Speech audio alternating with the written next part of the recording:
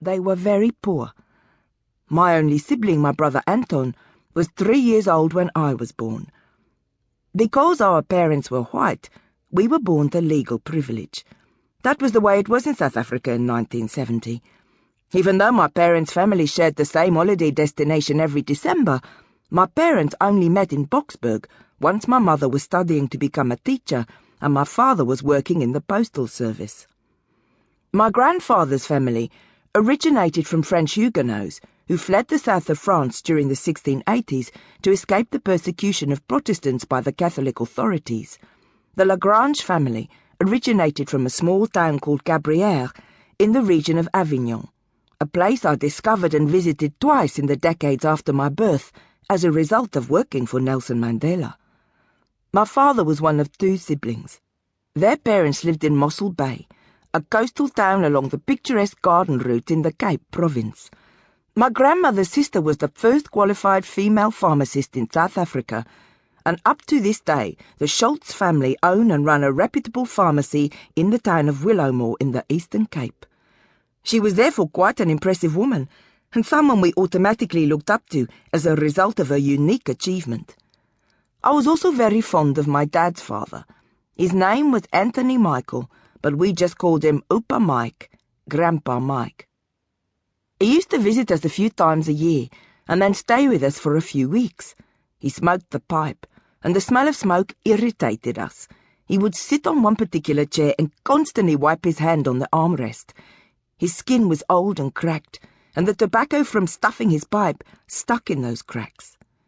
When he left our home, the armrest was black, much to my mother's irritation, but nobody ever said he couldn't smoke in the house. My mother was the eldest of 3 siblings from the Strydom family. The only famous family with that surname was that of J.G. Strydom, the 6th Prime Minister of South Africa, who served between 1954 and 1958. He was succeeded by the father of apartheid, H.F. Verwoerd. When I learned as a child about a Strydom being Prime Minister, I convinced myself that we were somehow related, even though no real connection exists. My mother's father died in a motorcycle accident when my mother was only 12 years of age. I often asked my mother whether she recalled the night they received the news about her father's death. She has mostly avoided talking about it, but has said that she recalled being woken up by someone knocking on their front door and then hearing my grandmother crying hysterically. My grandmother had few options about the upbringing of her children. She had a clerical job at the South African Railways, and it was financially impossible for her to raise 3 small children by herself. She decided to send my mother, being the eldest, to an orphanage. The children's home was in Cape Town, which is why my mother still detests the city. For her, it stinks of abandonment. Ma only saw her siblings and my grandmother once a year during the December holidays. Both the La Grange and Strydom families camped in the same area close to Mossel Bay, called Hartenbos, during the December holidays, but they never knew about the other's existence. My mother's childhood memories are limited to suffering, neglect, sadness.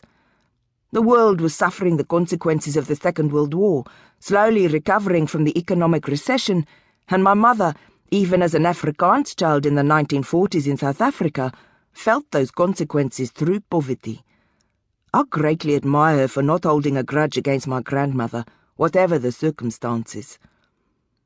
Grandma Tilly, my mother's mother, was part of our everyday life, even though she'd given up my mother as a child. She lived close to us, and I would often visit her on my way from primary school, as she conveniently lived halfway between our house and the school. Before she moved closer to us, Grandma Tilly lived opposite the Union buildings.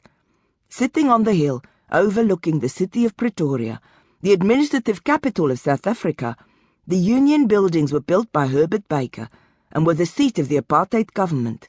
Imposing, monumental and beautiful. For my family, it was like living across from the White House. On Sundays, the La Granges and the Strydoms, my uncle's family, would all visit my gran in her apartment for lunch, and then go for a walk on the manicured lawns of the Union buildings. The Union buildings represented ultimate authority, and we walked up the steps with great respect. My cousin